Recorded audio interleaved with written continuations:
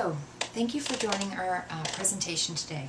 Today we'll be reviewing transparency in leadership, which is an important trend in our field of study. I'm Jennifer Stone, and our other contributors are Jacqueline Holloman, Angela Whitfield, and Keyshawn Jones. So, what is transparency in leadership exactly?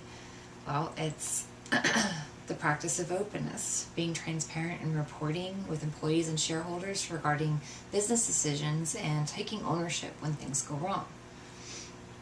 Transparency entails candor, integrity, ethics, clarity, and full disclosure. So this means conducting yourself in a way that promotes openness and trust. Transparency is a leadership trend which is gaining popularity across many industries. In fact, many are using disclosure and respect for the environment in their marketing campaigns and business practices now. But transparency is not something you can just buy off of the shelf. It's a process of change, acceptance, and in a way turning over a new leaf as a manager or leader.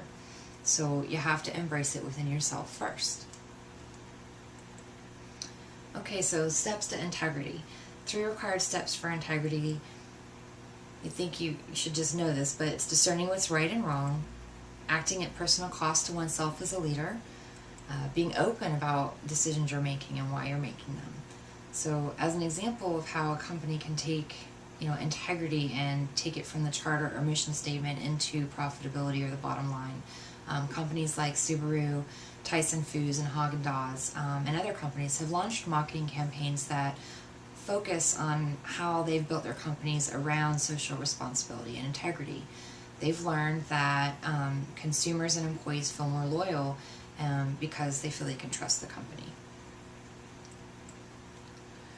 So why has leadership transparency all of a sudden become important? Well, highly publicized corporate scandals involving like Enron catapulted the need for transparency into the spotlight. New laws and regulations like Sarbanes-Oxley came into place, which started a kind of honesty and integrity chain reaction. Also, media and public focus has increased around any company that's even perceived to be doing wrongdoing or hiding the truth or not being open and honest. Truly, they're vilified. In addition, stakeholders are now more savvy. They have internet and social media, so the public can now become easily involved and updated on business events.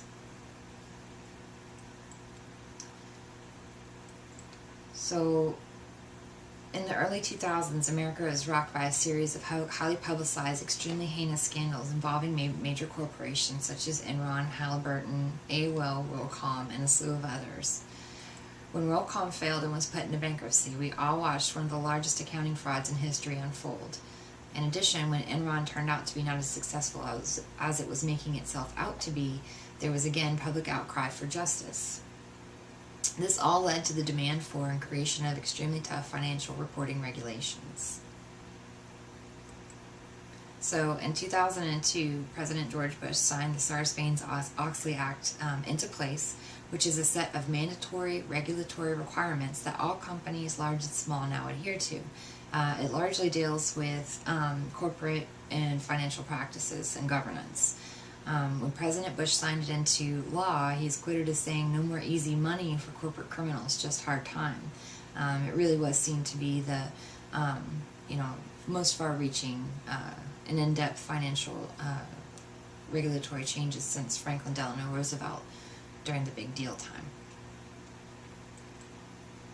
So, trends in leadership transparency.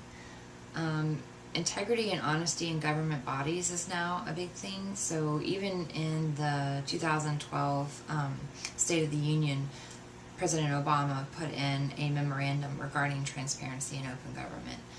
In addition, the OGP, or Open Government Partnership, has been formed as well. Also, environmental reporting is on the rise, also called sustainability reporting, dealing with corporate social responsibility. So it's been a largely voluntary approach up to now, but more and more companies are going ahead and wrapping it up into their financial reporting. So it's all one type of report, which gives you a people, planet, profit type of reporting to stakeholders. There's also audit and audit integrity and risk listings, such as the Forbes 100 most trustworthy companies list. It's truly a huge deal to be listed on this. It really highlights the companies that have made the sacrifices to become more transparent and open. There are also new business tools following this trend, like Microsoft CRM. There's a new cloud-based version of Microsoft CRM, which the government is using to improve citizen engagement and really increase transparency. In addition, there are websites devoted to uncovering wrongdoing, such as WikiLeaks, which seems to be dedicating to publishing all kinds of information on companies and governments, although there are mixed feelings on how that information is collected and published. So how is transparency in leadership accomplished? Well, leaders need to stay in touch with employees. Research conducted by the Harvard Business School found that there is a direct positive correlation between spending time with company insiders versus outsiders. So what does this mean? This means that you can walk around the office, that you can say good morning to the employees, that you can go to company functions, you can gauge the level of involvement and interest in company meetings, and also seeking feedback from your employees on your approachability and how can you make changes to make that better. In addition, there's leaders have to be trusted by their followers, and leaders at all levels have to be part of the process. Can't just be at the top, can't be at the middle, can't be at the bottom, has to be all the way through. So how does a leader grow a transparency culture? Ensure, again, that all leaders on all levels are on board. Employees and managers understand business decisions and the implications. Employees and managers are kept in the know. Be a communicator of information. Okay, so what does this mean? Don't just email the quarterly financial statements. You want to not let business decisions flow via the grapevine. Take every opportunity to explain why decisions are made, how they're made, and what implications there are. Also, you can invest in technology tools such as mobile apps and customer relationship software, which can create a transparent way of having work information flow throughout the company at all levels. Having this open software really makes it hard for anybody at any level to sweep something under the rug.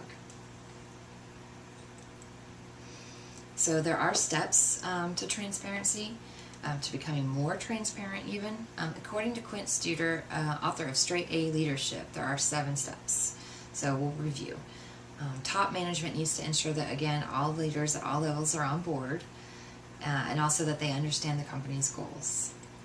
Senior and middle management should be brought closer together by having senior management communicate more often and more effectively about the company's goals and strategies. All top-level managers should work to make sure employees and managers understand the financial implications of decisions. So it's an important step to open communication lines by implementing tools that make it easier to keep in touch with employees on these issues. Really, this does reinforce the culture, the transparency culture, all the way down. Another step is to make sure middle management can answer the tough questions from employees. So they need to be able to communicate to an employee if asked why decisions were made or why cuts were made here but not there, that kind of thing. Always share bad news openly. Be open with employees about the situation and communicate news as soon as possible. The last step to creating a culture of transparency is to keep employees and managers in the know. Use a newsletter, use a communication board of some type. Also make sure that the tools have been adopted, that you've chosen, and that they're used effectively. So transparency is an important trend in leadership, obviously. Everyone expects it now. If you are not transparent, you may want to reconsider your position on that. If you plan on truly leading people, you have to have integrity. You have to embrace transparency. Thank you for listening to our presentation today. We look forward to your questions and comments on Blackboard. Thank you.